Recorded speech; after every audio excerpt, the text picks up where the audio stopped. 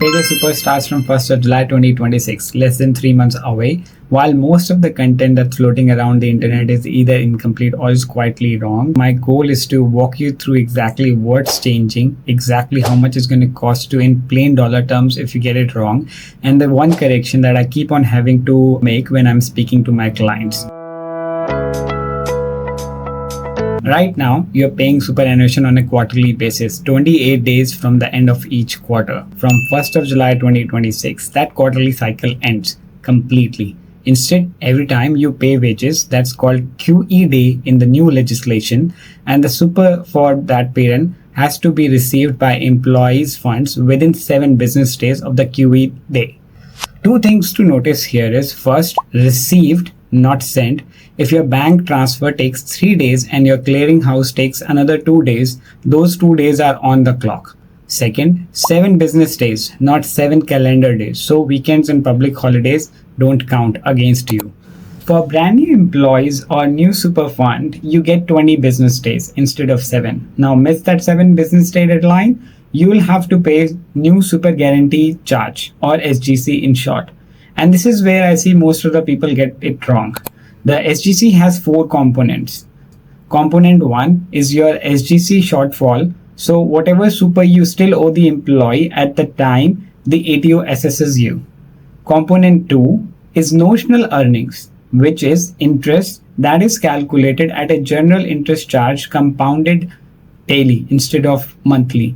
The general interest charge rate for April to June quarter right now is about 10.96% per annum. That rate changes every 3 months. Component 3 is administrative uplift. This is the one that's the new one and it really hurts.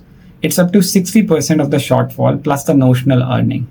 Up to 60%, that replaces the old flat $20 admin fees. The component 4 is choice loading. Applies if you breached choice of funds rules, and that is capped at $1,200 per notice period.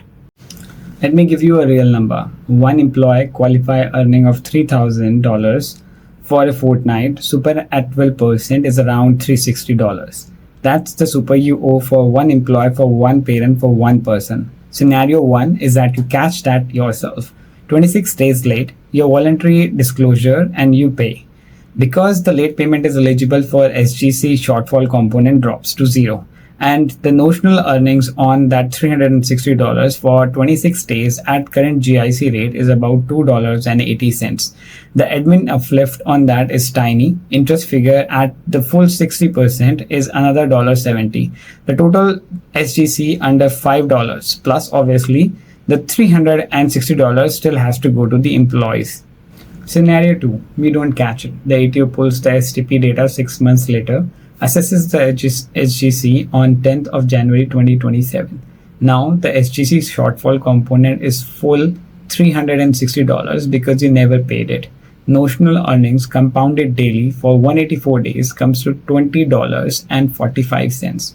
The admin uplift at 60%, all of that is $380.45 in total, is $228.27. The total SGC assessed is about $680 on $360 obligation, almost double. And here's the correction.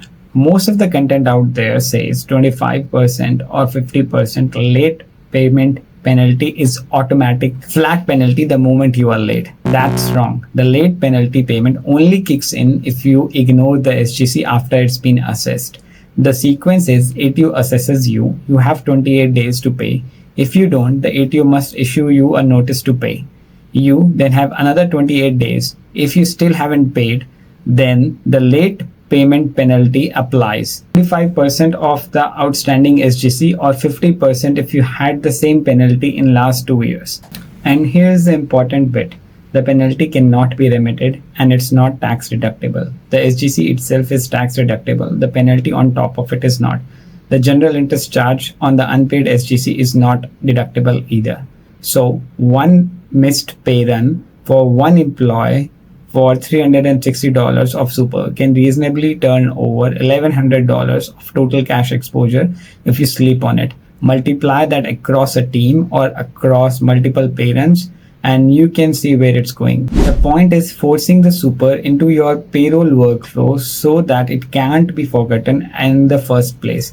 Businesses that set up now in April and May will barely notice the change on 1st of July. Businesses that have to wait will be doing it at the same time as hundred of others of people that will be doing, and the support queue is going to be out of the door. So if you want one page cheat sheet that we have built for our client, link is in the description or DM me. And if you are small enough to be still using the ATO's clearinghouse, message me now. That system shuts on 30th of June and the transition window is tight. Cheers.